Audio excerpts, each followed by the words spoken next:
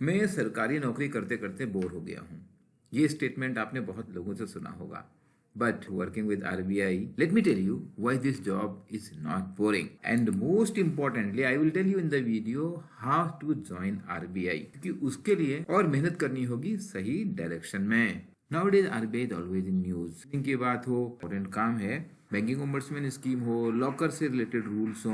Recently RBI ने बहुत सारी फिनटेक कंपनीज को एनबीएफसी लाइसेंस देने से मना कर दिया। पेटीएम, रिजर्व पे वगैरह को और कस्टमर ऑनबोर्ड करने से भी मना किया था। आरबीआई के पास इतनी वेराइटी ऑफ वर्क हैं and these are very very important for building the nation. Digital payments की बात करें अगर 1 trillion transactions, value of 12 trillion only in the month of October UPI में। फाइनेंस मिनिस्टर ने बोला है कि other countries like Singapore, Bhutan, France and others are looking at RuPay, looking at. उससे पहले जो एनईएफटी आया था, आरटीजीएस आया था, आईएमपीएस आया था, तब भी पेमेंट सिस्टम में India has been one of the innovator. और एनपीसीआई अलग से ये इंस्टीट्यूशन जो बनाया, it is said Raghuram Rajan's baby, UPI is his brainchild, an initiative of the Reserve Bank of India and IBA। But अगर एग्जाम में आपको आता है तो आपको ये पता होना चाहिए कि आरबीआई के पास की शेयर होल्डिंग नहीं है। 10 कोर प्रमोटर बैंक हैं इसके, SBI, PNB, Canara bank, bank of Baroda. But idea RBI ने प्रमोट किया और इनफैक्ट जो एनपीसीआई के हेड्स रहे हैं वो भी आरबीआई से आए हैं। द ग्लोबल फाइनेंशियल क्राइसिस 2008 का लीमन ब्रदर का collapse, one of the finest investment bank in the world, which triggered the financial crisis first in USA. India was mostly insulated at that time। Sensex देखिए नीचे गिरा था उस समय, but जिस तरीके का कोहराम दुनिया में मचा था, इंडिया में नहीं हुआ। बिकॉज आरबीआई इंसिस्ट करता रहा कि हम कंजर्वेटिव तरीके से ही फाइनेंशियल सिस्टम को चलने देंगे। Unlike fiscal policy which lies in the government domain, monetary policy which is RBI's domain is about ensuring financial stability in India. और ये दोनों पॉलिसी एक दूसरे से क्लैश करती हैं। उस समय बहुत सारे फाइनेंशियल पेपर आरबीआई को क्रिटिसाइज कर रहे थे। RBI is not allowing complex derivative in Indian market, but वही कॉम्प्लेक्स डेरिवेटिव 2007-8 के ग्लोबल फाइनेंशियल क्राइसिस का कारण बने। उससे पहले भी RBI said no to automatic monetization of the government fiscal deficit.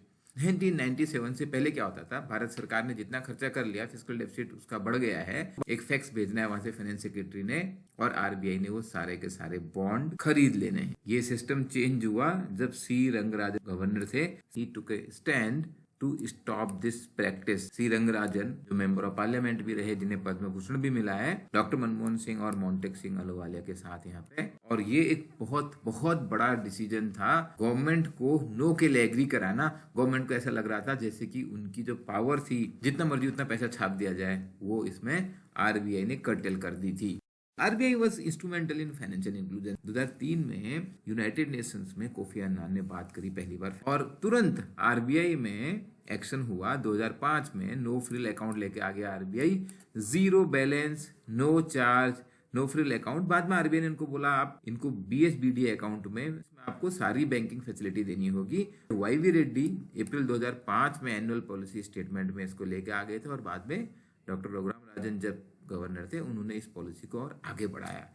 Demonetisation, जिसकी मेमोरी जो रिसेंट टाइम में ना सबसे ज्यादा है हमारे दिमाग में, और अभी कुछ टाइम पहले ही सुप्रीम कोर्ट ने बोला आरबीआई को कि आप हमको दिखाओ आपके बोर्ड ने कहां पर वो अप्रूव किया था।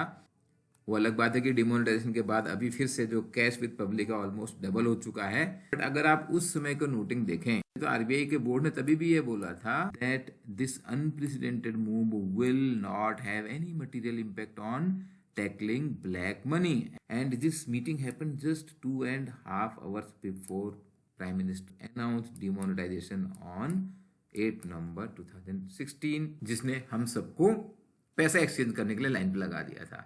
आरबीआई के काम हम सब की डेली लाइफ में अफेक्ट करते हैं, और ज्यादा से ज्यादा होने लग गया है वो affect as the financial system is becoming more and more important in our daily lives। अब बैंक फ्रॉड की तो बात ही क्या करें, पेपर में आते हैं। आरबीआई का काम है इंस्पेक्शन करना, और आरबीआई बहुत बार मोरेटोरियम लगाता है। बैंक मोरेटोरियम लगाया था, फिर हटाया था, फिर अभी लक्ष्मी विलास बैंक पे लगाया है मोरेटोरियम। बट आरबीआई ने बार ये इंश्योर किया है कि बैंक में जितनी भी प्रॉब्लम हुई है उसके बाद भी डिपॉजिटर्स का पैसा कभी डूबा नहीं है। देश आजाद होने के बाद कभी भी किसी भी शेड्यूल्ड कमर्शियल बैंक में एक भी डिपॉजिटर का एक भी पैसा नहीं डूबा, चाहे आरबीआई ने बैंक को मर्ज करवाया या उसको दूसरे बैंक ने खरीद लिया। पार्लियामेंट भी आरबीआई की खिंचाई करता रहता है कि इतने बैंक फ्रॉड क्यों हो रहे हैं, इतने एनपीए क्यों बढ़ रहे हैं। आजकल सबसे इंटरेस्टिंग हो गया है क्रिप्टो करेंसी, और आरबीआई खुद अपना डिजिटल करेंसी वो लेके आ गया है।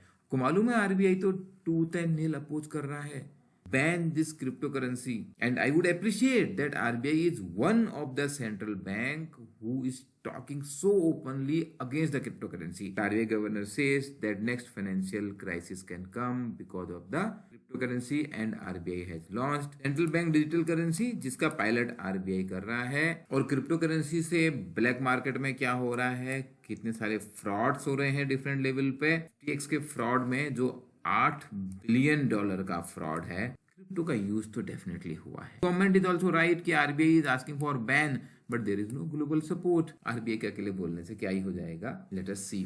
अब कितना इन्फ्लेशन सही है और कितना ज्यादा है, कभी आरबीआई को रेपो रेट बढ़ाने हैं तो कभी उसको कम करने हैं।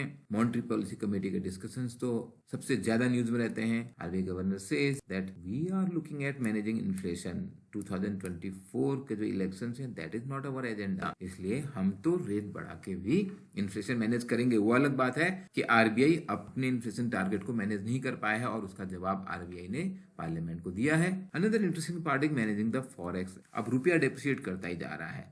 अगर आज देखें पिछले 25 साल की जर्नी, रुपए का जो डेप्रिशिएशन है 2 गुने से ज्यादा हो चुका है। 40 रुपए से कम होता था। और आज आरबीआई ने एक इंटरेस्टिंग काम इस बीच जो किया है, of course government of India also internalisation of the rupee. Russia से ऑयल खरीदने के लिए आईएनआर में ट्रेड करने का जो प्रयास किया जा रहा है, that is going to make rupee more. So I'm sure you must have understood why the job at RBI is very, very interesting. RBI is not simply a regulator; it is a super regulator. If you see the functions of any central bank, and I have not included all the functions today, because RBI being central bank, a bank of the government, a bank of the other bank, issuance of the currency, बहुत सारे functions की मैंने बात ही नहीं करी। I wanted to tell you the interesting thing which you are continuously reading in news, which are affecting your life, my life. So RBI is a super regulator. RBI is most powerful central bank. That makes the job very interesting. Point number 1. Point number 2, RBI is mammoth. बहुत बहुत big organization है, but at the same time RBI is very agile. अगर आप देखेंगे वहाँ पर decision making बहुत बार बहुत fast होती है। Third point, when you work with RBI, you keep on changing the department, number 1. Number 2, you keep on changing the places. जो आपके काम में variety आती है, that keeps your job very, very interesting. अब प्रश्न ये है कि मैं RBI ज्वाइन करूंगा कैसे। RBI है तो अच्छा, जॉब बहुत इंटरेस्टिंग है, but how to join RBI? This is a question which requires a long answer. इस वीडियो में सुनेंगे तो वो रिपीटिशन होगा। I suggest you to go to this video in which I have discussed in detail, half an hour you have to listen how to prepare for RBI grade B from zero. To start your preparation, and especially when you are starting from very zero, this is going to be helpful. Rest on this channel we have Sushil sir, who is an ex RBI manager. He keeps on sharing lot of strategic input. और channel अभी subscribe नहीं किया है पहले तो वो कर लो, because यहाँ से ज्यादा ऑथेंटिक गाइडेंस आपको कहीं नहीं मिलने वाली है। Not only it will be 50% faster, but it will help you keeping your mind काम एंड कंपोज्ड। जो टेंशन है ना वो बिल्ड नहीं होगी, बल्कि अटेंशन बिल्ड होगी। I also worked with RBI and I have also worked with private sector with yes bank. We have Dr. Sanjeev Sharma, Chief General Manager and Regional Director of RBI, who is a visiting faculty at IIM Ahmedabad. He gives classes for personalized guidance, a PhD from IIT Kanpur.